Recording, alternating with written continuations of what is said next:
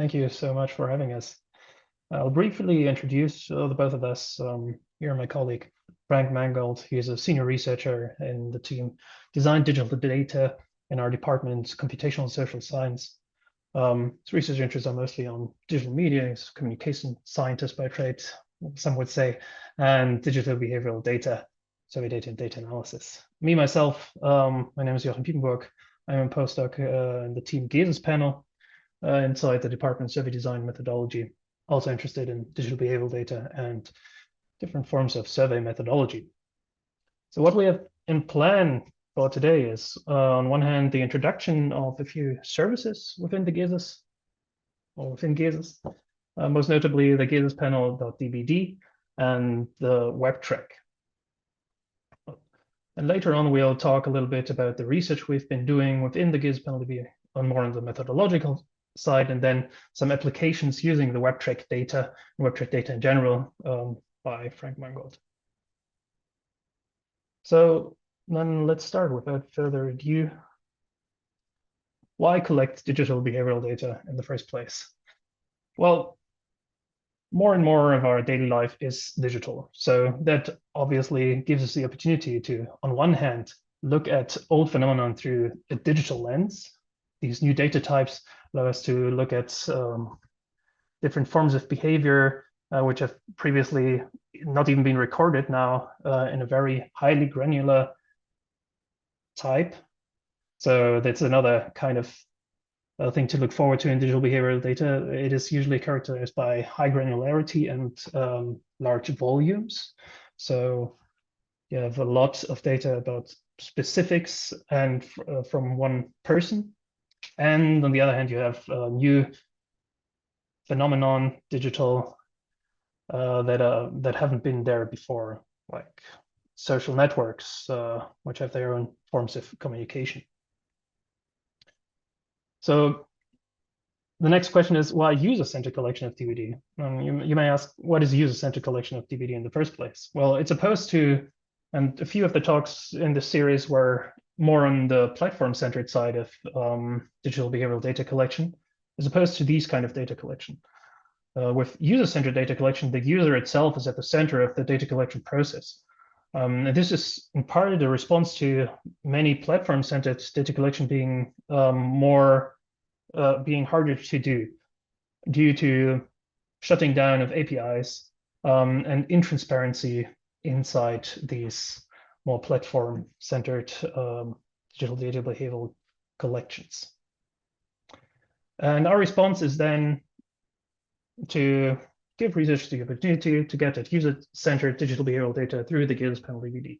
The GESIS Panel.dbd is a panel, so repeated questionnaire of the same people. It is an online-only format with 7,800 participants as of right now. It's being continuously refreshed and has more than 5 survey waves per year. One of the most interesting features about the GESIS Panel.dbd is that we recruited through multiple means, some of them being probabilistic, others less so. The most notable probabilistic recruitment approach we did was through a register sample, but other notable ones are through piggyback recruitment from more probabilistic recruitments or surveys and panels such as the ALBUS, the GESIS Panel, and GLES. To complement this sample and to get the, let's say, the N up, because DBD collections are notoriously, there are not many people participating in DBD collections. We also supplemented this data with recruitment through social media channels, most notably meta recruitment, advertisement recruitment, where we put advertisement on Facebook and Instagram for our panel, and then people registered for our panel through these kind of avenues. The service itself is part of the GESIS panel. You may or may not know the GESIS panel. Previously, the GESIS panel was a mixed mode panel of the German population as a representative sample. Researchers could use this panel to field their own research. The GESIS panel has been rebranded and is now called the GESIS Panel POP for population sample. And within the GESIS panel, which is now an umbrella term, we have this newly established GESIS Panel.dbd digital behavioral data sample.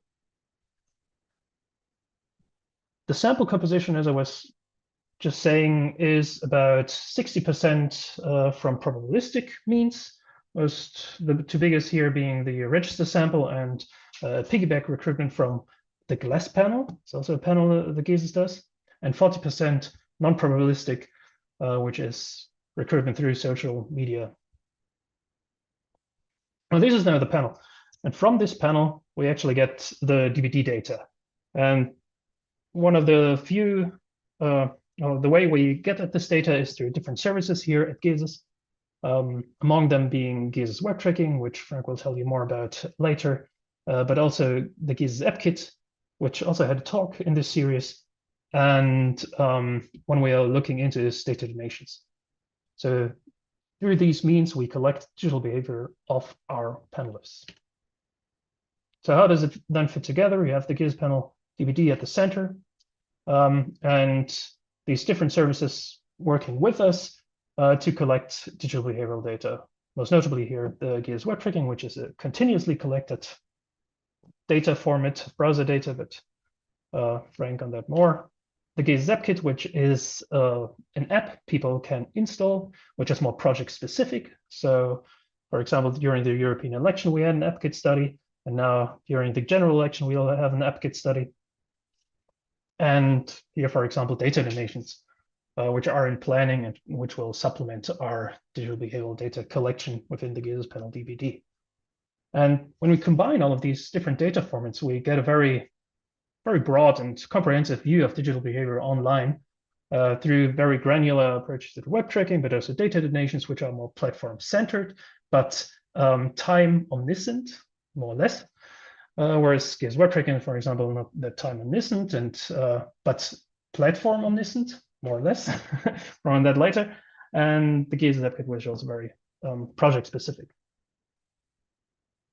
So what we offer researchers then is, on one hand, primary research. So people can submit items into our surveys, which will then be linked to the digital behavior we are collecting. This is right now based on calls. So we have a call out, and then you can apply for a spot there. We also offer special support for third-party projects. So if you're funding your project and want to collect digital behavioral data, through the GESIS Panel.dbd or survey data connected to digital behavioral data, you should get in contact with us and we'll set something up. The second main pillar is secondary research. Obviously, everything we're collecting, we want to make available for the larger research community. We wanted the survey data, but also the web tracking data, which is something to look forward to in the next few months and years. And accompanying all that is a lot of consultation and obviously documentation, consultation on the survey questions people bring to us, but also on feasibility, fielding of whatever you want to do with us. And with this, I'll give it over to Frank, who will tell you more about GESIS Web Track. Well, GESIS Web Tracking, to begin with, the GESIS Web Tracking is a service that builds on our experience in conducting web tracking research since 2019. It is support to support social scientists in answering complex research questions related to digital media, their determinants, as well as the individual and societal effects of digital media by means of linking web tracking data with survey data. This includes the development, maintenance, and provision of specialized research software designed for recording browser-based online behavior. In addition, we offer a range of complementary services such as consulting, training materials, and R packages to help researchers analyze the linked data. To these ends, GESIS Web Tracking is designed as a versatile service that can be integrated into various research projects, and more specifically rests on two key pillars. First, as already indicated by Joachim, GESIS Web Tracking is the primary tool for collecting digital behavioral data within the GESIS Panel.dbd. We use the tool for the purposes of collecting linked web tracking and survey data made available to social scientists for secondary analyses, while also enabling primary data collections. Second, the research software developed and maintained by GESIS will be released as open source in 2025. This will allow researchers to utilize the software with their own samples, expanding its applicability beyond the GESIS Panel.dbd.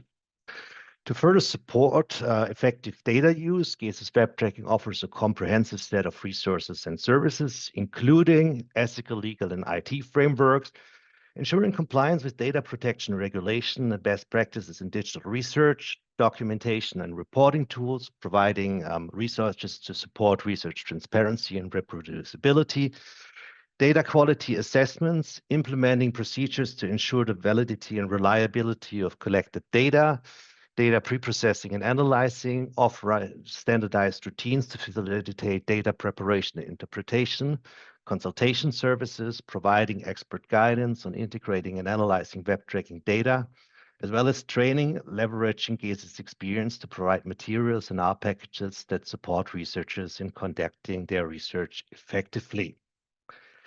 So how does the GESIS web tracking operate specifically?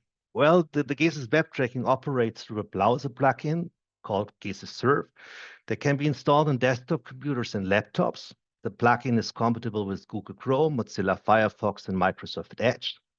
And specifically at the beginning of a study, participants are asked to install the plugin in their browsers. And once they enter a personal identifier, the plugin starts recording their online activity. This video shows how the plugin subsequently tracks internet usage. Whenever a participant visits a new website, the plugin records the URL and associates it with a pseudonymized participant ID. In addition to capturing the duration of the website visit, the plugin transmits the HTML content of the page to a server at GESIS, but more on that in a little bit on this feature. Considering these general backgrounds, the web tracking by GESIS can be described along 8 core features. First, the service rests on genuine software developed by GESIS and more specifically by academics and professional developers. To this end, we are also cooperating with developers of previously used academic web tracking tools like Professor Michaela Meyer and Professor Silke Adam, as well as with the National Internet Observatory run by David Lassar and colleagues at Northeastern University in the United States.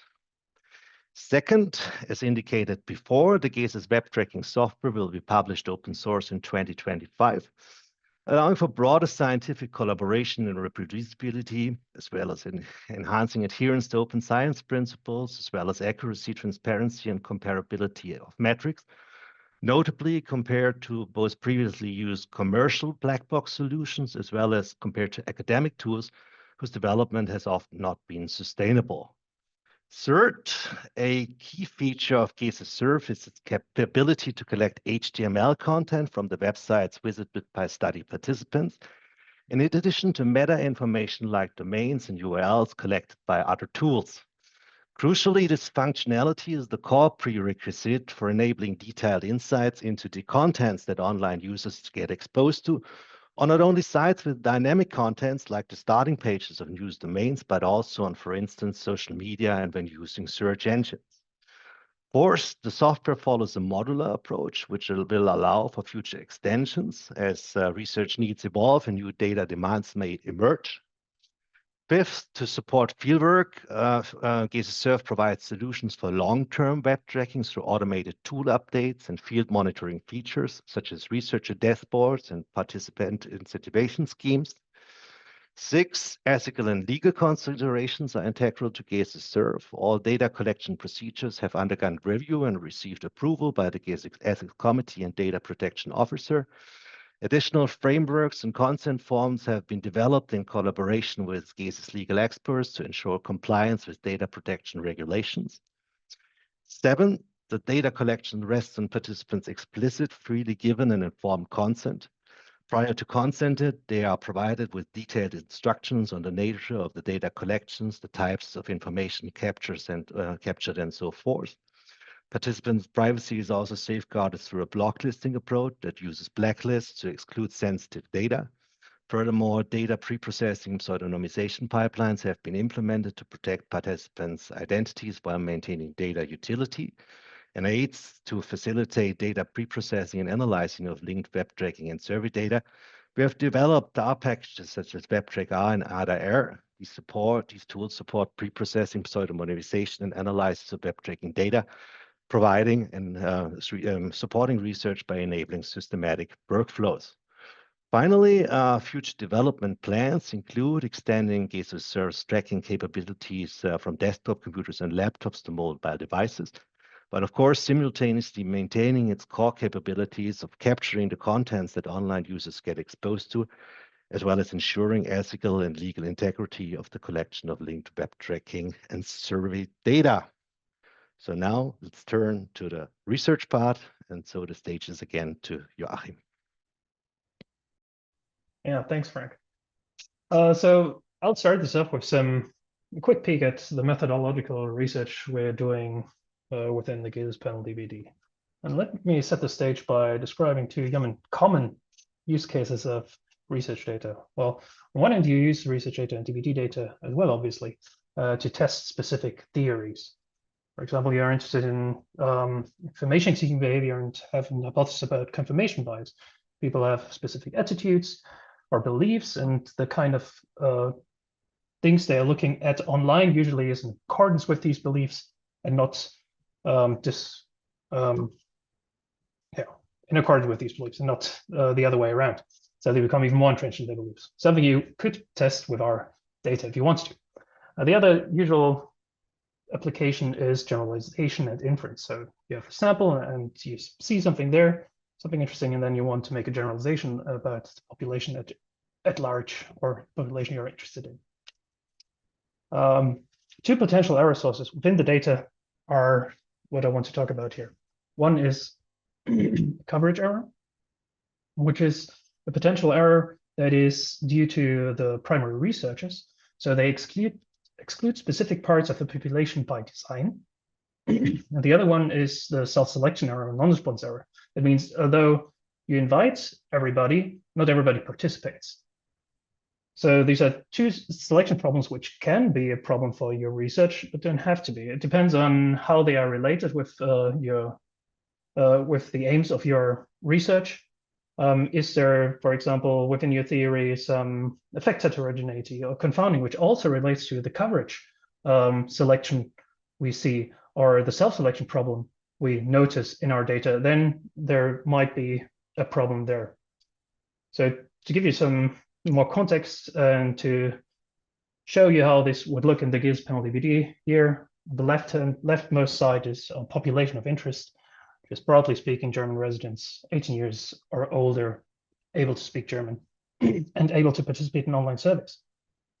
We've recruited out of this population of interest into our panels, the first selection process through different means. And two I want to distinguish here are the probabilistic and non-probabilistic approaches.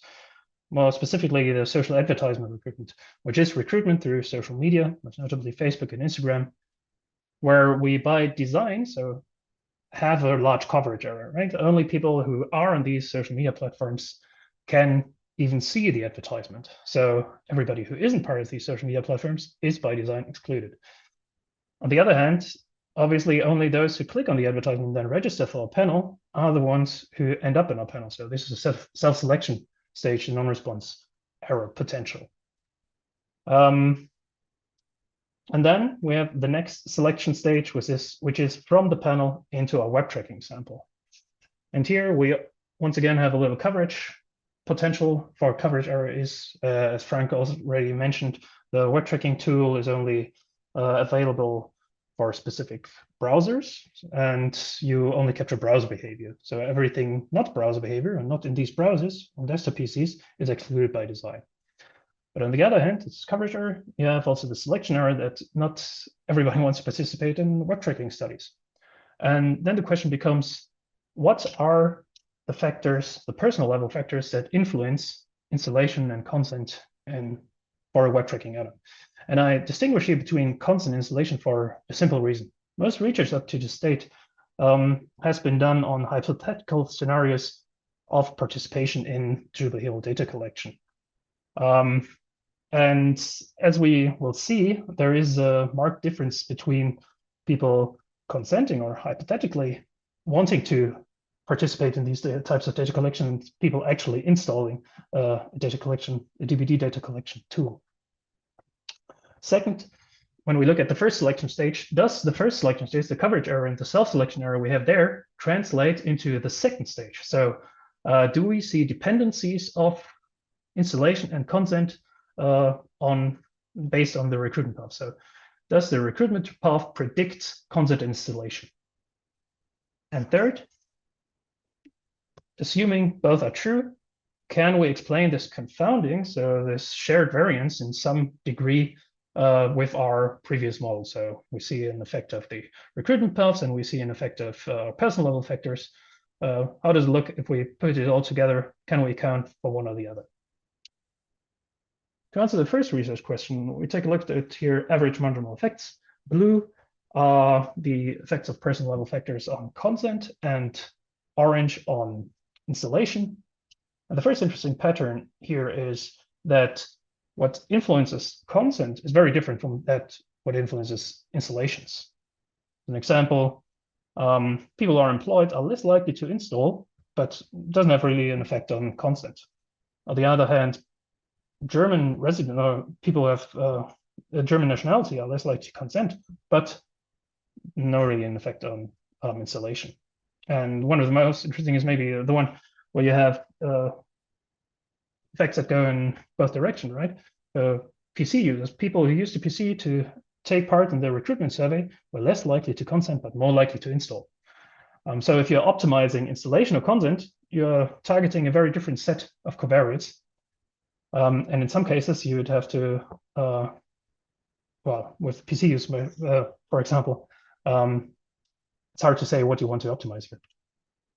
For research question 2 and 3, we've done some comparative models where you see here the second and the fifth is for research question 2. So looking at the effects of the different recruitment paths on consent to participate in web tracking and installation of the web tracking tool. And here the recruitment path is Albus, one of the piggyback, or here register sample compared to the meta recruitment. And as we can see, people who are from these more probabilistic recruitment approaches have a much lower likelihood, so 15 percentage points less likely to participate or here to consent to web tracking, and also less likely to actually install the tool. Now, if we put all of this together, we see that what we're interested in here is if the coefficients change to a high degree, and in the consent model, we do see some changes. So there's some shared variances. The effects go down here, and as well the main effects. But obviously, we can't account for all of this, of these differences that are due to the recruitment paths. So the bias you may see through the coverage error in the first stage and the selection error in the first stage also translate into the second stage. What I want to say here, in installations, it's a little bit less pronounced, but also to some degree there. So the key takeaways here are that consent or hypothetical willingness to participate in DBD data collection, in this case, web tracking, is very different from actual participation and installation, something to keep in mind when reading literature about it. Secondly, it matters what the underlying sample is from which you recruit into a DBD. So most of the recruitment into DBD collections have been done through convenience samples or Bilendi or something like that, where it's very intransparent who even is in the sample. But as you can see, it does make a difference who participates depending on how you recruited into the sample. And third, going back to the potential error sources in the theory you are testing or the generalization you want to make, well, is it a problem or not? Well, it depends, right? You should make an informed decision about the theory you test and if these kind of errors, the coverage and self-selection errors we see here, can pose a problem for your research. Going back to the confirmation bias, if this confirmation bias is only holds for people who are very old, but you also see that there is a connection between people who are very old because they are less likely to install the tool, then you may have a problem here within your research you're doing. Okay, then next up, I'll give it back to Frank, who will talk more about web tracking and different research which has been going on there. Well, to illustrate how linked web tracking and survey data can help social scientists address research questions and to pick up a quote by Joachim, to test theories actually related to digital media, I would like to present an example from ongoing research conducted at GESIS by Sebastian Stier, Felix Schmidt, and myself. Our research focuses on a key issue in contemporary political communication, how social media platforms like Facebook, along with their algorithm, influence citizens' exposure to news and political information online. More specifically, we investigate whether these platforms exacerbate or reduce inequalities in such exposure, and in this respect, ultimately harm or rather support democratic processes. From a methodological perspective, our study leverages GESIS Web Tracking's core capability to explicitly capture the content that citizens get exposed to, both on social media and news websites. Additionally, we explore strategies to effectively address the analytical challenges inherent in web tracking data. To begin with, and provide a little bit of substantive and theoretical background, the role of social media in contemporary society, democratic societies, has been far more controversial in scientific debates than in public discourse. Many public commentators, politicians, and even some scholars assume that social media platforms exacerbate inequalities in news exposure by primarily showing more news to individuals who already have a strong pre-existing interest in politics, a phenomenon commonly referred to as algorithmic curation. However, a growing body of empirical research, including our own, has suggested that the opposite may be true. Studies grounded in frameworks such as incidental news exposure or Facebook as a pathway to news theoretically argue that social media platforms can, in fact, help counteract inequalities in news exposure. Despite these differing theoretical perspectives, both of lines of research have faced significant methodological limitations. Studies were either unable to rely on web tracking data altogether, or when they did, had access only to data capturing domains visited by participants without insights into the actual content they were exposed to. In other words, researchers remained restricted to using visited domains as indirect proxies for exposure to news and political information, rather than obtaining direct content-based measures of exposure. To overcome these challenges, we utilized data collected during the 2021 German federal election as part of a DFG-funded project conducted by Sebastian Stier, Lukas Otto, and Michaela Meyer. The study combined a three-way panel survey with web tracking that captures participants' website browsing activities and, crucially, the public content they were exposed to on Facebook or within Facebook. That said, it is important just like to recognize that while linked web tracking and survey data provide detailed insights into participants' online behavior, they also present significant analytical challenges due to the many research degrees of freedom they offer. In other words, there is always the question of whether the conclusions drawn by research are influenced by the specific ways in which the data were pre-processed and analyzed, or whether those conclusions hold consistently across alternative analytical choices. Of course, ideally, research findings should be robust to different methodological approaches. To address this concern, we have conducted various robustness tests in previous publication projects. In this project, however, we took a significant analytical next step forward by employing what recent methodological research refers to as a multiverse analysis or specification analysis.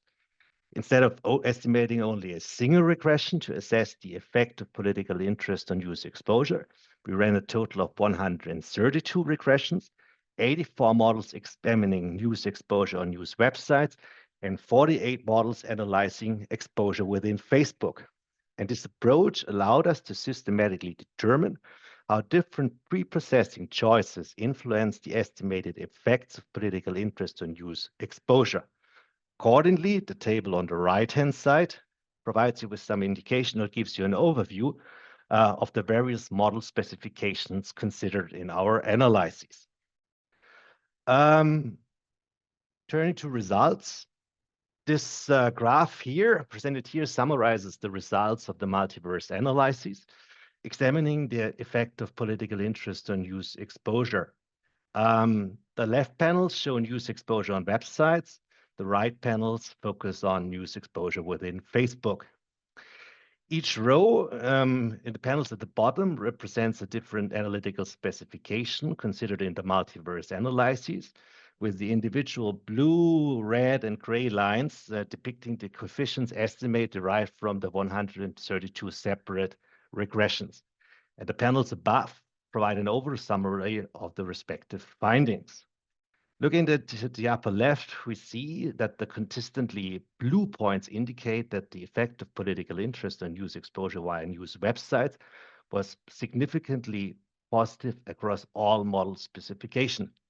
This aligns with recent theories on news consumption in contemporary online environments, suggesting that with the emergence of contemporary online media environments, exposure to news and political information has increasingly become confined to politically interested citizens, while those lacking such interests have become inclined to news avoidance online.